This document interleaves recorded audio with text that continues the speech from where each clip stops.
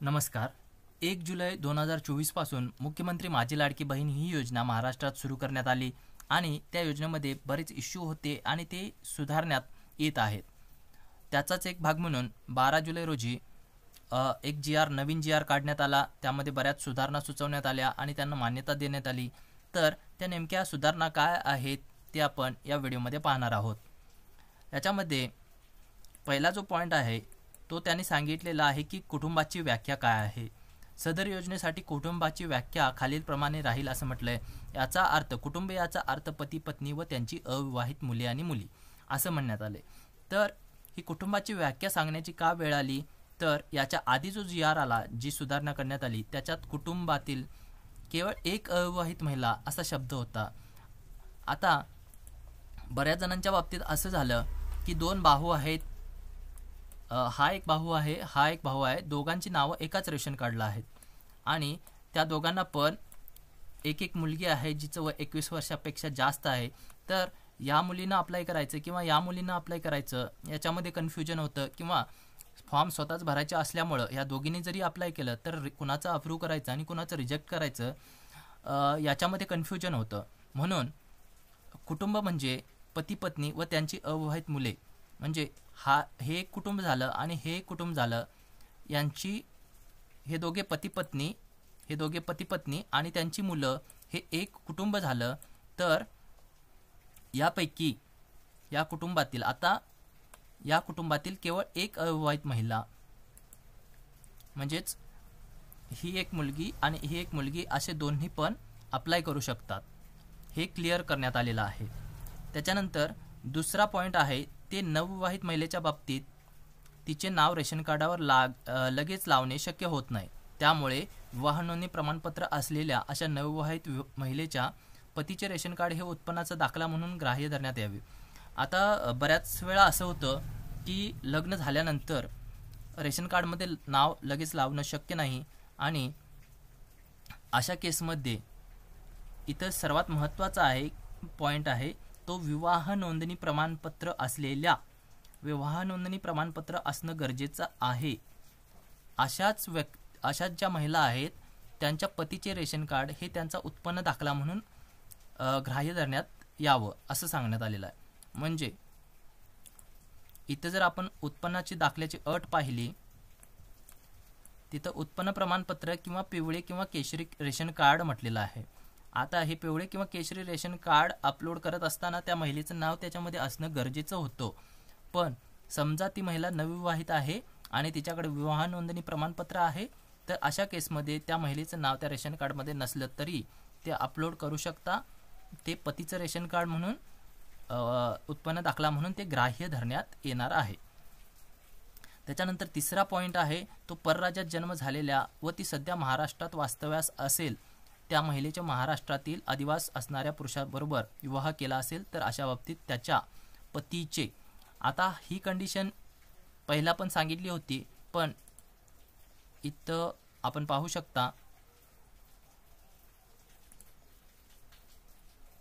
महिलेचा जन्म परराज्यातील असल्यास पतीचे अधिवास प्रमाणपत्र किंवा 15 वर्षापूर्वीचे रेशन कार्ड, मतदान ओळखपत्र, जन्म प्रमाणपत्र व शाळा सोडल्याचा दाखला हे सांगण्यात आलेलं आहे.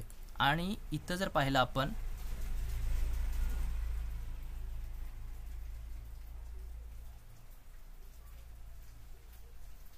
इथं सांगण्यात आलं होतं, सुधारित जो जी आर होता त्याच्यामध्ये म्हटलं होतं की महाराष्ट्र राज्याचे अधिवास प्रमाणपत्र लाभार्थी महिलेकडे अधिवास प्रमाणपत्र उपलब्ध नसेल तर त्याऐवजी त्या महिलेचे 15 वर्षापूर्वीचे रेशन कार्ड, मतदान ओळखपत्र, शाळा सोडल्याचे प्रमाणपत्र इत्यादी.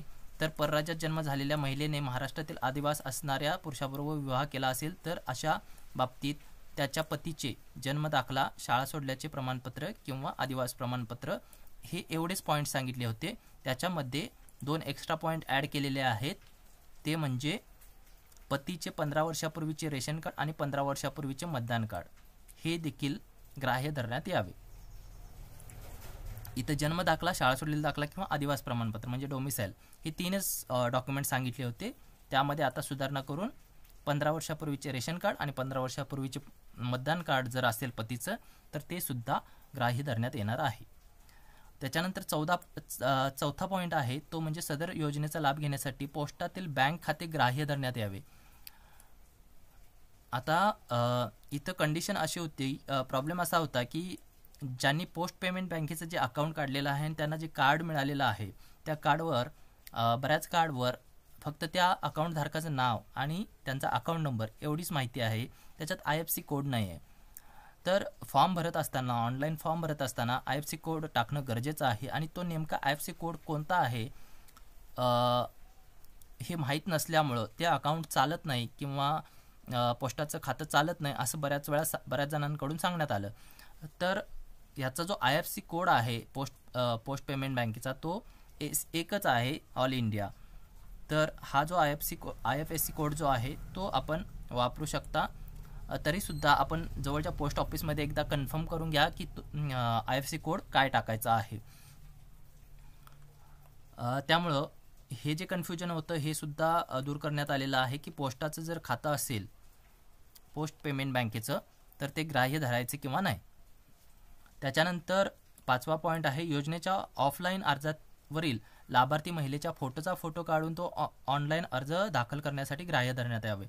म्हणजेच इथं जी पहिला कंडिशन होती की ऑनलाईन फॉर्म भरत असताना लाईव्ह फोटो काढणं गरजेचं होतं त्या महिलेचा, पण सर्व्हर व्यवस्थित चालू नसल्यामुळं किंवा फॉर्म सबमिट होण्यासाठी प्रॉब्लेम्स येत असल्यामुळं ज्यावेळी फॉर्म सुरू असतील त्यावेळी ती महिला तिथं उपलब्ध असणं हे पॉसिबल नव्हतं. म्हणून महिलेचा जर फोटो असेल तर तो सुद्धा अपलोड करण्यास परवानगी देण्यात आलेली आहे. त्याच्यानंतर 6वा पॉईंट आहे सदर योजनेअंतर्गत नागरी आणि ग्रामीण भागातील बालवाडी सेविका, अंगणवाडी सेविका, NULM यांचे समूह घटक, त्याच्यानंतर मदत कक्ष आणि आशा सेविका, सेतू सुविधा केंद्र, आपले सरकार सेवा केंद्र यांना पात्र महिलांचे अर्ज भरून घेण्यासाठी प्राधिकृत करण्यात येत आहे. या सर्वांकडे आपण अर्ज भरू शकता. त्याच्यानंतर 7वा पॉईंट आहे केंद्र शासनाने विविध शासकीय योजनांचे लाभ PFMS DBT प्रणालीद्वारे देण्याची प्रक्रिया कार्यान्वित केली आहे. म्हणजे जे डायरेक्ट बेनिफिट ट्रान्सफर जे आहे ते केंद्र सरकार तर करतच आहे. केंद्र आणि राज्य शासनाच्या विविध योजनांमधील जे लाभार्थी मुख्यमंत्री लाडकी बहीण या योजनेच्या अटी शर्तीनुसार पात्र ठरत असतील त्यांचा डाटा माहिती व तंत्रज्ञान विभागाकडून प्राप्त झाल्यानंतर त्यांचे KYC आणि आधार ऑथेंटिकेशन यापूर्वी झालेले असल्याने सदर लाभार्थ्यांना केवळ ऑफलाईन अर्ज भरून घेऊन मुख्यमंत्री माझी लाडकी बहीण या योजनेचा थेट लाभ देण्यात यावा. आता इथं क्लिअर सांगितलेलं आहे की PM किसानचा जर हप्ता एखाद्या महिलेला येत असेल तर त्याचा जो डाटा आहे तो हे राज्य सरकार घेणार आहे. अशा महिलांचा डाटा जो आहे तो राज्य सरकार घेणार आहे आणि त्यांना डायरेक्ट या योजनेचा लाभ देणार आहे. म्हणजेच यापूर्वी काही जणांमध्ये कन्फ्युजन होतं की PM किसानचा हप्ता येत असेल तर या योजनेसाठी ते पात्र नाहीत. तसं काही नाही आहे, कारण याच्या आधीचं जरी आपण GR पाहिला तरी इथं सांगितलेलं आहे केंद्र आणि राज्य शासनाच्या आर्थिक लाभाच्या योजनांद्वारे 1500 पेक्षा कमी लाभ घेत असेल तर त्याच्या फरकाची रक्कम ही पात्र महिलेस देण्यात येणार आहे. म्हणजेच काय, केंद्र आणि राज्य सरकार PM किसानचे मिळून महिन्याला जास्तीत जास्त 1000 रुपये देतो. म्हणजे वर्षाला केंद्र सरकार 6,000 देतं आणि राज्य सरकार 6,000 म्हणजे टोटल 12,000. म्हणजेच महिन्याला 1000 रुपये हे PM किसानचे येतात शेतकऱ्यांसाठी, शेतकरी ज्या महिला आहेत त्यांच्यासाठी येतात. तर उरलेली जी रक्कम असेल ती रक्कम ही मुख्यमंत्री माझी लाडकी बहीण ह्या योजनेतून अशा महिलांना देण्यात येणार आहे. पण यामध्ये कंडिशन टाकलेली आहे की या महिलांनी कमीत कमी अर्ज तरी सादर करण्यात यावा. म्हणजे या महिलांनी अर्ज सादर करणं गरजेचं आहे तरच त्यांना या योजनेचा लाभ मिळणार आहे. म्हणजेच समजा PM किसानचा हप्ता येतोय म्हणून त्या महिलांनी जर अर्जच केला नाही तर त्यांना मुख्यमंत्री माझी लाडकी बहीण या योजनेतून कोणताही लाभ मिळणार नाही. त्याच्यानंतर 8वा पॉईंट आहे तो गाव पातळीवर ग्रामसेवक, कृषी सहाय्यक, तलाठी, अंगणवाडी सेविका, आशा सेविका, ग्राम रोजगार सेवक व अन्य ग्रामस्तरीय कर्मचारी यांची ग्रामस्तरीय समिती स्थापन करण्यात यावी. आता हे जे घटक आहेत त्यांची एक समिती स्थापन होणार आहे आणि समितीने सदर योजनेसाठी गाव पातळीवर शिबिर आयोजित करून त्यामध्ये ऑनलाईन ऑफलाईन या दोन्ही पद्धतीने लाभार्थ्यांची नोंदणी करण्यात यावी. ऑफलाईन अर्ज यथावकाश ॲप किंवा पोर्टलवर भरण्यात यावेत. म्हणजे इथं प्राधान्य देण्यात आलेलं आहे जे ऑफलाईन जे फॉर्म आहेत ते गोळा करण्यामध्ये. या ज्या समितीला काम देण्यात आलेलं आहे ते आहे की ऑफलाईन अर्ज जेवढे दाखल होतील तेवढे सबमिट करायचे आहेत आणि त्यानंतर ज्यावेळी सर्व्हर वगैरे व्यवस्थित चालू होईल त्यावेळी ते ऑनलाईन भरायचे आहेत.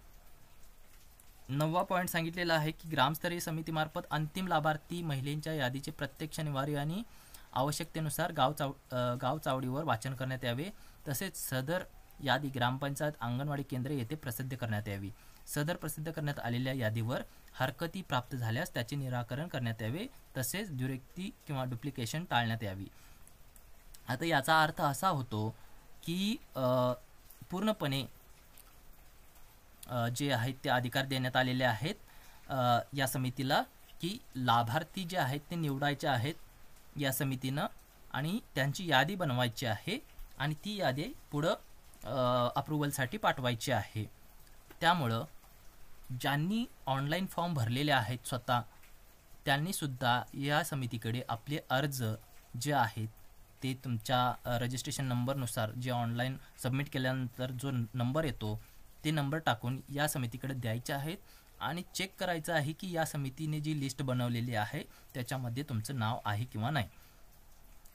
कारण जे तुम्ही ऑनलाईन फॉर्म भरलेले आहेत त्याचं व्हेरिफिकेशन होण्यासाठी वेळ जाणार आहे आणि जी काही यादी या समितींमार्फत बनवली जाईल तीच यादी पुढं अप्रूव्हलसाठी लवकरात लवकर जाणार आहे. त्याच्यानंतर 10वा पॉईंट आहे तो महानगरपालिका या क्षेत्रासाठी आहे. तर तिथं वार्ड समिती इथं ग्रामस्तरीय समिती आहे ग्रामीण भागासाठी, तर इथं वार्डस्तरीय समिती आहे. त्या वार्डस्तरीय समितीकडे अर्ज द्यायचे आहेत. त्याच्यानंतर 11वा जो पॉईंट आहे तो तालुका किंवा वार्ड समिती मार्फत पात्र लाभार्थ्यांची निवड करून लाभार्थ्यांची अंतिम यादी.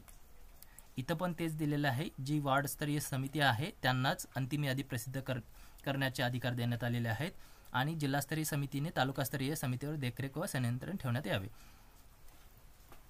तर पूर्णपणे जे काम आहे ते या समितींकडे देण्यात आलेलं आहे आणि लाभार्थ्याची निवड करण्याची जबाबदारी ही त्यांचीच राहणार आहे. त्यानंतर 12वा पॉईंट आहे तो पुन्हा फॉर्म कोण भरायचे आहेत, ऑनलाईन फॉर्म कोण भरायचे आहेत ते देण्यात आलेला आहे. आणि 13वा पॉईंट आहे तो हा जो निर्णय होता तो 11 जुलै रोजी जी मंत्रिमंडळाची बैठक झाली त्याच्यामध्ये हा निर्णय घेण्यात आलेला आहे. तर अशा पद्धतीने काही महत्त्वाचे बदल जे आहेत ते या माझी लाडकी बहीण योजनेमध्ये करण्यात आलेले आहेत. अजूनसुद्धा काही प्रॉब्लेम्स आले तर पुन्हा बदल होण्याची शक्यता आहे. ज्यांना पण फॉर्म भरायचे आहेत, ज्यांनी ऑनलाईन फॉर्म भरलेले आहेत त्यांनी त्यांच्या फॉर्मची एक प्रिंट जी आहे ती या संबंधित समितीकडे जमा करायची आहे. त्याच्यावर फोटो लावून ते फॉर्म सबमिट करायचे आहेत. आणि जे अजूनसुद्धा ऑनलाईन फॉर्म भरू शकलेले नाहीत त्यांना जर या समितीकडे फॉर्म द्यायचेच आहेत त्याच्यावर एक फोटोसुद्धा लावून द्यायचा आहे त्या महिलेचा. म्हणजेच ज्यावेळी ते ऑनलाईन सुरू होईल त्यावेळी तो फोटो अपलोड करता येईल आणि तुम्हाला तसा मेसेज जो आहे तो येईल. तर अजूनही आपले काही शंका असतील आपण डिस्क्रिप्शनमध्ये विचारू शकता किंवा कमेंटमध्ये विचारू शकता. डिस्क्रिप्शनमध्ये या जी आरची एक प्रत जी आहे ती दिलेली आहे, तिथून तो डाउनलोड करून आपण वाचू शकता. धन्यवाद.